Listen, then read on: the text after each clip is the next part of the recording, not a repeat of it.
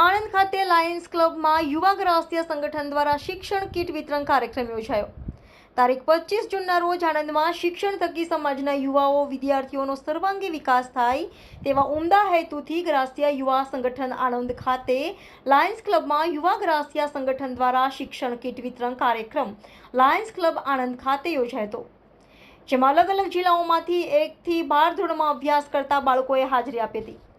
આ યોજના અંતર્ગત જરૂરિયાતમંદ વિદ્યાર્થીઓને આખા વર્ષ દરમિયાન ભણવામાં જરૂરી હોય એવી સાધન સામગ્રી જેવી કે ચોપડા, કંપાસ બોક્સ, સ્કૂલ બેગ, બોલપેનો, પેન્સિલો, રબર, સંચો, ડ્રોઈંગ બુક, સ્કેચ પેનો વગેરે આપવામાં આવ્યું હતું.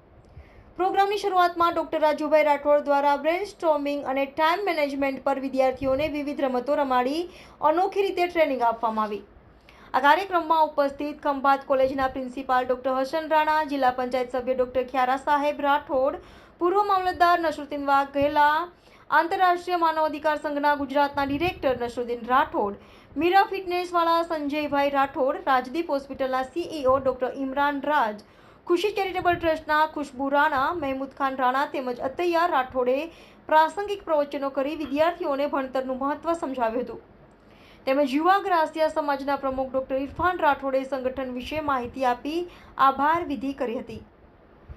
સંવાદદાતા અલ્તાફ મલેક, દીવ મિરર ન્યૂઝ, આણંદ.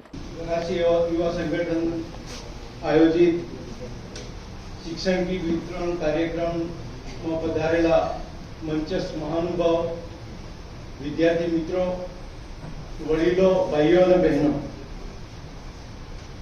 પહેલા તો ખરેખર ડોક્ટર ઇરફાનને આપણે ખૂબ ડોક્ટર ઇરફાનને એમની ટીમને આપણે અભિનંદન આપીએ છીએ કે આ એક સારું કામ કર્યું છે કે જે છોકરાઓનો હોંસલો વધે છે. અત્યારે કાશ્મીરથી કન્યાકુમારી તક ખેતરમાં કામ કરતા મજૂર જેવા મુસલમાનોને પણ ખબર પડે છે કે હવે ભણતર સિવાય બીજો કોઈ રસ્તો છે નહીં, અને અત્યારે જીવનની અંદર સારી રીતે જીવવું હોય તો છોકરાઓને ભણાવવા જ પડશે. એવો અહેસાસ થઈ ગયો છે. સ્ટેજ ઉપરથી ભાષણો કે મોટી વાતો કરવાથી સમાજ નહીં બદલાય. સમાજને બદલવા માંગતા હોય તો સિસ્ટમનો એક હિસ્સો બનો, સિસ્ટમમાં ભાગીદારી કરો. તમે વિચારો કે પોલીસ સ્ટેશનમાં એક આપણા સમાજનો વ્યક્તિ હોય તો આપણને પોલીસ સ્ટેશનમાં જવામાં કોઈ હિચકિચાટ નથી થતો. એ જ રીતે આપણા સમાજનો કોઈ પણ માણસ જિલ્લા કલેક્ટર કે પોલીસ વાળા DSP હશે તો એ જિલ્લાનું શું પરિસ્થિતિ સમાજની હશે એ આપણે ધ્યાન રાખવાની છે. ખરેખર સમાજને સુધારવા માંગતા હોય અને તમારા હકો તમે લેવા માંગતા હોય તો સિસ્ટમમાં હિસ્સેદારી કરો, અને શિક્ષણ સિવાય બીજો કોઈ ઉપાય નથી. તમે એન્જિનિયર કે વકીલ બનશો તો તમારા અને તમારા કુટુંબનો ફાયદો થશે, પણ તમે IAS કે IPS બનશો તો જ તમે સમાજની સેવા કરી શકશો. રાઠોડ સાહેબે આપણને બહુ સારી વાત કરી કે સાહસિક બનવું જોઈએ. ખરેખર આપણે લીડર બનીશું તો જ લીડર બનીશું, નહીતર ફિલ્ટર જ બનીને રહીશું. આ આયોજનમાં મને બોલાવી અને મને બોલવાની તક આપી આયોજકોનો અને આપ સૌએ મને સાંભળ્યો એ બદલ આપ સૌનો હું ખૂબ આભાર માનું છું.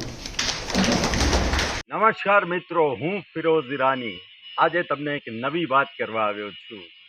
દીવ મિરર ન્યૂઝ જોતા રહો, સબસ્ક્રાઇબ કરવાનું ભૂલતા નહીં અને શેર કરવાનું પણ ભૂલતા નહીં. સત્યની સાથે જોડાતા રહો. નમસ્તે મિત્રો, હું છું ચાંદની પરમાર. આપની મનપસંદ ચેનલ એટલે કે દીવ મિરર ન્યૂઝ ચેનલને લાઈક કરો, શેર કરો અને ફોલો કરો. અને હા, તેમાં દરરોજ તાજા સમાચાર જોવાનું ભૂલશો નહીં. દીવ મિરર ન્યૂઝ દરરોજ લાઈવ અપડેટ, ગુજરાત રાજ્ય, દેશ, દુનિયાના તમામ બ્રેકિંગ સમાચારો નિહાળો દીવ મિરર ન્યૂઝ ચેનલ પર.